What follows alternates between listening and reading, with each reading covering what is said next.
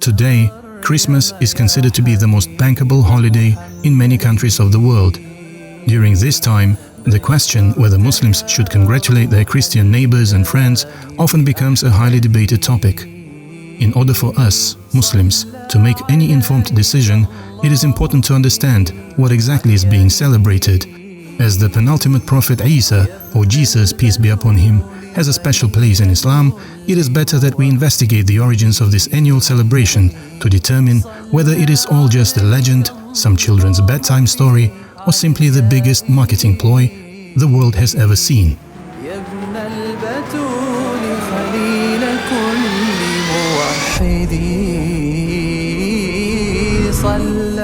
Number 1. It is not Jesus' actual birthday. 25th of December is the date that the Roman Catholic Church fixed as Jesus' birthday in 336 CE. However, the real birth date of Prophet Isa, peace be upon him, is not known, and some evidence even suggests that he was born in either spring or summer. Number 2.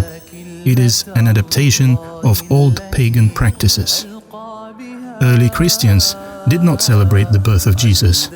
Rather, it was a day referred to as Nativity of the Sun, and had been celebrated in Syria and Egypt on January the 6th. Oftentimes, an image of an infant was used to represent this occasion. In the Roman Empire, the 25th of December had previously been the day of Sol Invictus, the unconquered sun, where long days return after a period of darkness. It was also a popular festival called Saturnalia, to celebrate the Roman god of agriculture, during which people feasted, gambled, and exchanged gifts. It coincided with the birthday of the Persian god of light, Mithra. At some point, it is argued that it was a politically motivated decision by the Romans to adopt the celebration of the pagans and replace it with a Christian holiday as means of strengthening the authority of the Church over their citizens and making it easier to persuade people to believe in Christianity. Number 3. Christmas trees come from Egypt. In its modern guise, Christmas, or Christ's Mass, only appeared in 16th century Germany.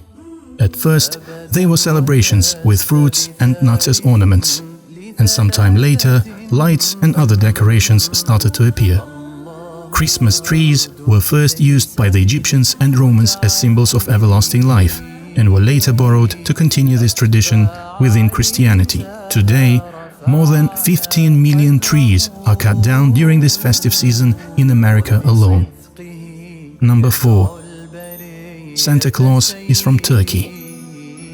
The legend of Santa Claus can be traced back to a monk named Nicholas, born in Patara, modern-day Turkey, in the 3rd century CE.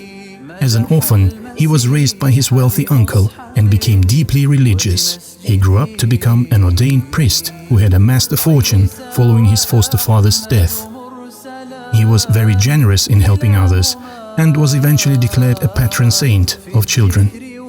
However, in the last days of his life, he was persecuted by the Romans. Interestingly, the myth of Saint Nicholas was brought to the New World by Christopher Columbus. Some even argue that modern Santa Claus got his red garments only when Coca-Cola came into the picture. Reindeer were introduced from children's stories, and Rudolph, the red-nosed reindeer, was born through a marketing campaign in the early 19th century. Number 5. Christmas was banned. Did you know that in 1644, Christmas celebrations in England and soon after in America were made illegal as members of the government felt that the religious meaning of the holiday had been forgotten? At that time, Christian Puritans had also prohibited the celebration, as they deemed the customs of decorating trees and offering gifts as pagan. It was only declared as formal holiday just over 100 years ago in the United States, and less than 50 years ago it became a bank holiday in the UK. Number 6. Cultural traditions rather than religious commemorations. Different nations randomly develop their unique Christmas traditions all over the world. Today, many Japanese prefer to have their Christmas dinner KFC, while Swedes watch Donald Duck cartoons during Christmas Eve. These modern rituals, however, have little to do with the religious or fundamental meaning of the holiday itself. The core message of the Prophet Isa, peace be upon him, was the message of faith, modesty, reconciliation and love, which is quite far from modern holidays' materialistic manifestation. So next time you find Muslim friends or neighbors who abstain from congratulating their Christian counterparts on this particular holiday, it is because they prefer to honor Prophet Isa, peace be upon him, in their own way.